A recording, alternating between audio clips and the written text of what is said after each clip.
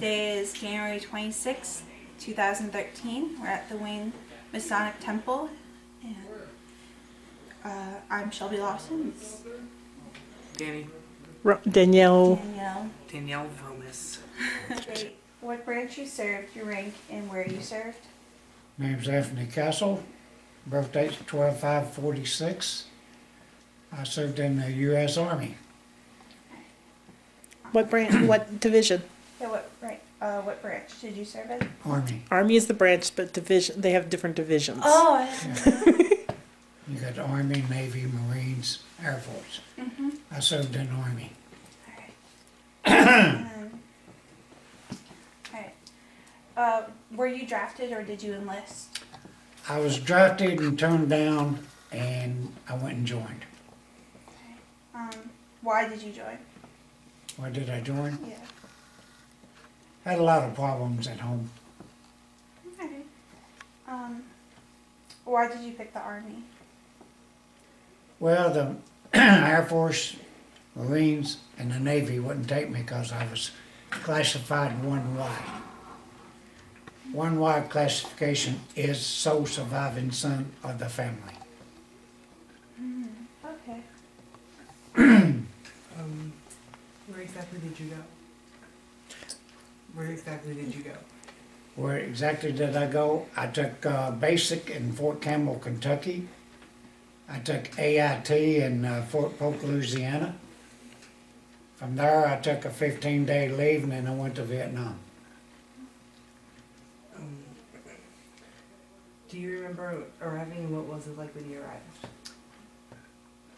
It was peaceful when I arrived at the airport. They moved us over to a whole detachment where they divided the guys up that went to different outfits. Me and one other guy happened to get the first Calv. All the other guys we flew over there with went to the 4th Infantry. So they got different infantries over there, so they sent guys to where they really need them. They sent everybody except me and my buddy named Dave Adcock. We was the only two that was left, and next day they shipped us out to the 1st and 7th Calv. Okay. Were you a prisoner of war? I was for 3 days, but it ain't been noted. It wasn't. It ain't on the record.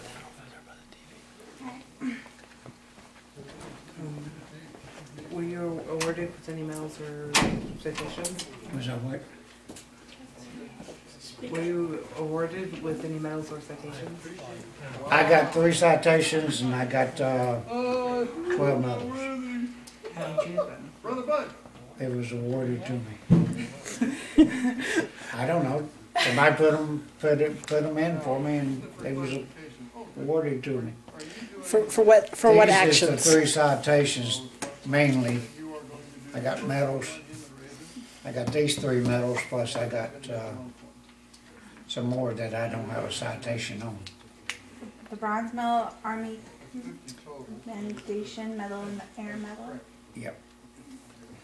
We was attached to the hunting. The first Calv was attached to the 101st Airborne. Did you happen to know a soldier named Harry Sieber? Did I have what? Harry Sieber. My father served 101st Air Cav. What year? He was there 67. No, I was there 68, 69. Okay. So He was a sergeant in there. My dad was.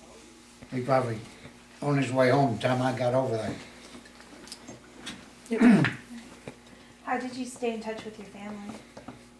We wrote letters home. Was there anything you did special or kept for good luck? No, I had the attitude I didn't want to come back. Okay. That was my, I guess, luck. What did you do when you were on leave? On leave, Yeah. I went to Hong Kong and spent 30 days in Hong Kong. Do you recall any particularly humorous or unusual events that happened? Yeah, the one that I got the Bronze Star for is, when they had all the, had our whole company pinned down in a rice paddy. One guy in a corner of a field. And I got mad and went around and knocked him out. Actually, I killed him. It's either killed him or be killed, so. Yeah. Did you keep a diary or journal? No, I got everything in my head. It's just like, I can just sit and think about the days I was there and what I did. It's all stored in my head. I never wrote nothing down.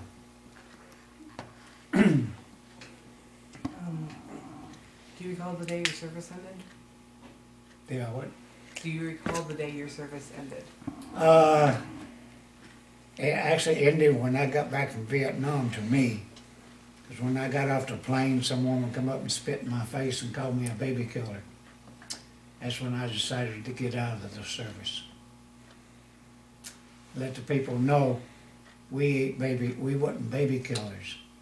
When the kids walk in the middle of 7 or 8 GIs and blow them up and kill them, they called us baby killers. We didn't kill no kids. I don't care what anybody says, we did not kill no kids. Not on purpose. If they was in a village and got killed with a airstrike or something, we had no actually doing it. But that's why I got out of the service. I wanted to pull 20 years and retire. But when I got, like I said, when I got home from Vietnam, a woman at the airport come up and spit in my face and called me a baby killer. I said enough is enough, so I ended up getting out.